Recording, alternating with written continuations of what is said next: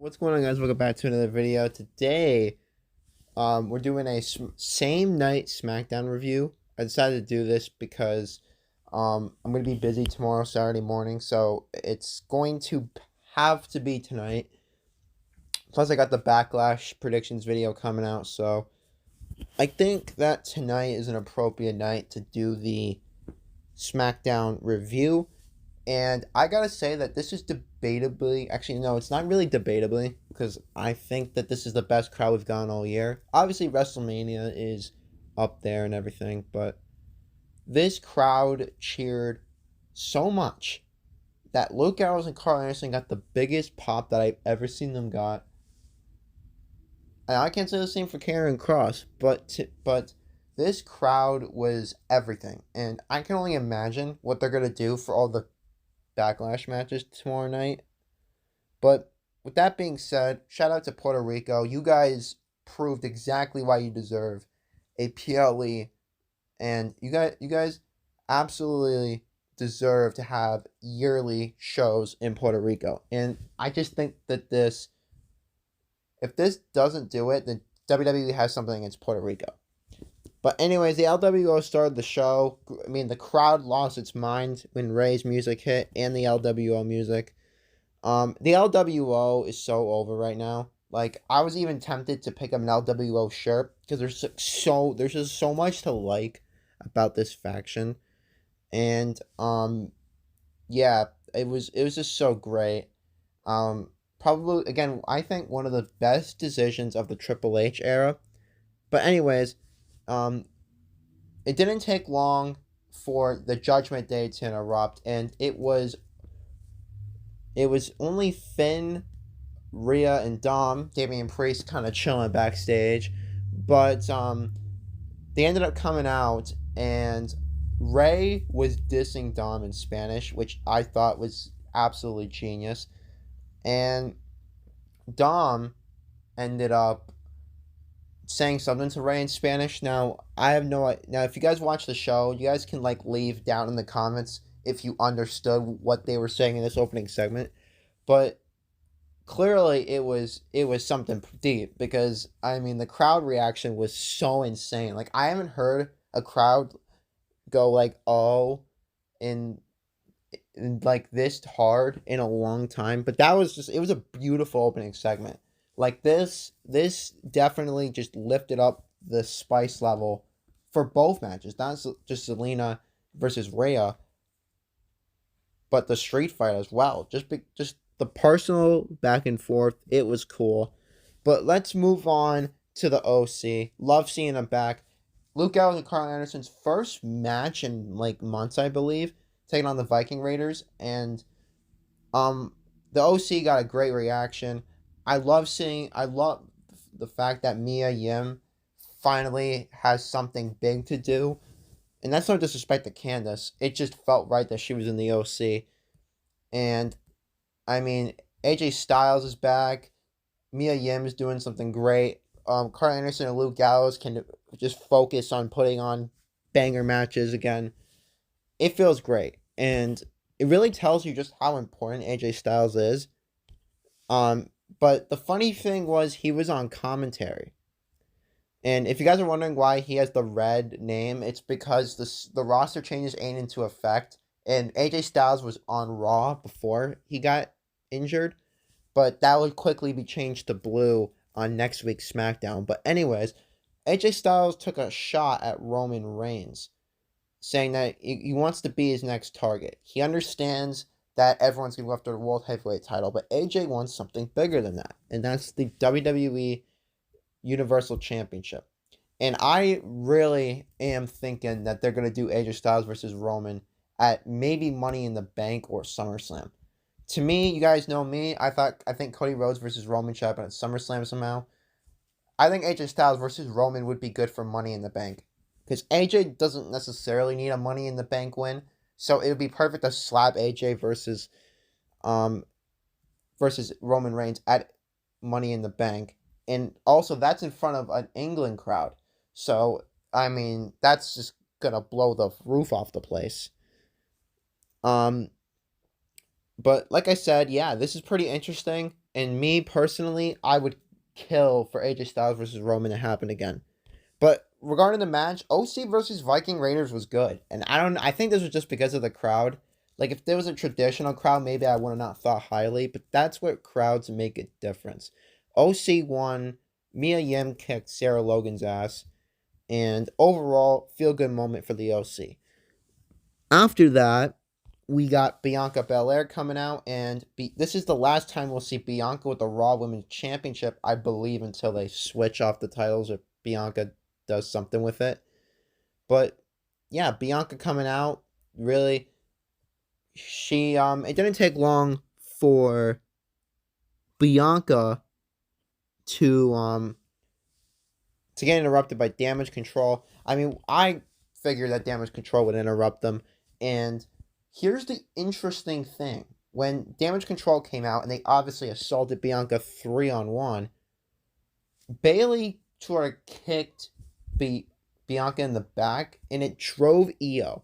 And that's not a botch. That's clearly something interesting. It's almost like that Bayley doesn't care. Like, Bayley's helping Dakota get out of the way, but she's not necessarily helping Io get out of the way. There's still jealousy that Io has got an opportunity at Bianca. And I've just had this little picture of their stare down here. But Io took advantage of it in her own right. So, Io's sort of like, she's like, okay, Bayley just pushed Bianca into me, but she's still going to focus on the task at hand, and she knocked down Bianca. The build to this match has been pretty simple, but more importantly, that's just another huge Damage Control split hint. Bayley knocking Bianca towards Io, that's a split hint. I'm not going to let anybody tell me that it's not. But yeah, Liv and Raquel, you knew they had to get involved, and they helped Bianca out. Another thing I was expecting, and yeah, Damage Control looked pretty good here, to be honest with you. They sent a warning to Bianca, and yes, I know what people are going to say, different brand, same Damage Control versus Bianca. I'm a little annoyed by it too, but overall, I like this. And I'm not that, I don't think Damage Control looked weak here at all. I think a lot of people are just so pressed over Damage Control's booking. They think when Damage Control gets knocked out of the ring, they look weak. I don't think they looked weak here. And I'm looking forward to seeing what Damage Control's booking is going to be on Smackdown, which brings me to a little bit later. Anyways, Solo was backstage, and the Usos wanted to hype Solo up, but Solo is not the hypeable guy. And then Jay sort of got mad. He's like, hey, bro, like, what's up? And Solo's like, do your job. And like I said, this segment created a lot of friction. And will we see Solo, Samoan Spike, the Usos at Backlash? I think so. Anyways, the Street Profits faced Imperium. I thought this match was a banger on the card. Like, I thought this match was going to be great. It ended up being a quick win for the Street Profits, which I know Imperium are going to Raw, but that was straight up not it. I mean, Street Profits winning is good, but it's straight up Imperium got wiped. Like, wiped, not just wiped off to SmackDown, but they got wiped in general. Next up, we had a Cody Rhodes promo, and I can't show the clip here, but you can easily go look it up online. The woe that the Puerto Rican fans gave Cody Rhodes is officially the loudest. Like, I am a guy that pays attention to how loud each woe is. And Puerto Rico wins. But for me, Cody Rhodes, this promo didn't really do much. He basically says he's gonna beat Brock Lesnar. He talked a little bit about the brawl on Monday Night Raw. And he talked about how basically beating Brock Lesnar is going to be the path to finishing the story. It really wasn't anything special. The thing I got out of that was how loud the crowd was for Cody Rhodes. I can't wait for their match tomorrow. People are saying it's going to be a squash. That would piss me off. I really just wanted Cody Rhodes and Lesnar to have a good match, but we'll have to wait and see. Shinsuke versus Karrion Kross was next, and low-key, I was excited. I think this was a big opportunity for Karrion Kross to have his best match on the main roster against Shinsuke, who can make a pine cone look good. And this match was good, though The crowd singing Shinsuke's theme was great. But the thing that really caught my eye is that Karrion Kross easily got the worst reaction out of any of the superstars that made their way out, which surprised me because I thought the crowd would get a little bit hooked by Karrion Kross's dark, mystic entrance, but I guess not. The crowd was a little bit more into Karrion Kross's moves, I guess, but Shinsuke ended up winning, which I wanted that to be the result, because Shinsuke shouldn't be losing 2 matches into his return. It was a good match overall. I think it was one of Karrion Kross's better ones. You could barely say that was his best overall match on the main roster, but once again, the crowd just really really carried it up. But Shinsuke wins, and now Shinsuke is on Raw, which I do think he should go after. I think Shinsuke will be after mid-card title gold. I think we'll see a Nakamura versus Gunther rivalry. Next up, we had that Cameron Grimes backstage segment. They were sort of showcasing the NXT talent in like a little segment thing. And would you know it, Cameron Grimes pops up on the screen. And this is the first time we've seen Cameron Grimes on TV in a long ass time. So this is even more special. And since Cameron Grimes been off TV the longest out of all the NXT call-ups, maybe that's why they showed him first. But Baron Corbin, who is undrafted, he's just walking around each brand. He shows up and makes fun of Cameron Grimes being the last man drafted. Cameron Grimes says you went undrafted. And Cameron Grimes is going to make his SmackDown debut against Baron Corbin. I like this match a lot as Cameron Grimes' first match, because Baron Corbin's a great in-ring worker. So you know that Baron Corbin's about to make Cameron Grimes' moveset look like $1 million. So next up, we got some of the stuff that's happening next week. Roman Reigns is returning. No, this isn't a fake image. Roman Reigns is back next week, and there's only one reason for that. The Bloodline's going to lose at Backlash, and Roman is going to deliver the ass-whooping of a century. If the Bloodline won, I bet that Roman wouldn't show up. But, Roman's here. He's going to... And as soon as Roman lays eyes on the Usos, it's over, bro. Like Roman showing up next week, it doesn't matter if it happens at Backlash, the turn happens, or Smackdown. Roman's definitely going to be there for when the Usos get turned on by Solo Sikoa. Next up, we have another announcement. This one's very personal for me. Liv Morgan and Raquel versus Dakota Kai and Bayley is not happening at Backlash. It's happening on SmackDown next week. And me personally, because Dakota Kai's birthday is tomorrow, I was all for this happening at Backlash. I guess not. But overall, huge match on SmackDown next week. And I did go with a bold claim that Dakota Kai and Bayley are going to win this match. And that is how the breakup is going to start. Io's going to lose, Dakota and Bayley are going to win. And believe it or not, some people were sending in videos about Liv and Raquel won a dark match. And this is leading to speculation that Liv and Raquel winning the dark match is setting up Dakota and Bayley to win on TV. So, I don't know if this could be the case, but I hope it is. Next up, we have the ending of SmackDown, which was Rey Mysterio versus Rey and Zelina versus Dom and Rhea. Great main event. Great setup main event before tomorrow night. And really just making this the main event. And this is what the fans in Puerto Rico are going to most look forward to. So, great self-awareness by Triple H. And the match itself was good. I thought both guys got shots in.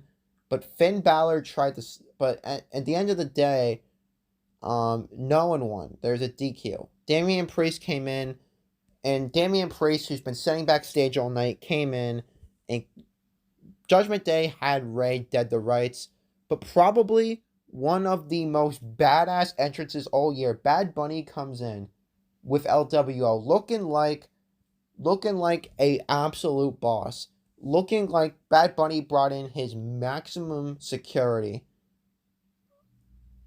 Bad Bunny comes out with a kendo stick, because of course he does.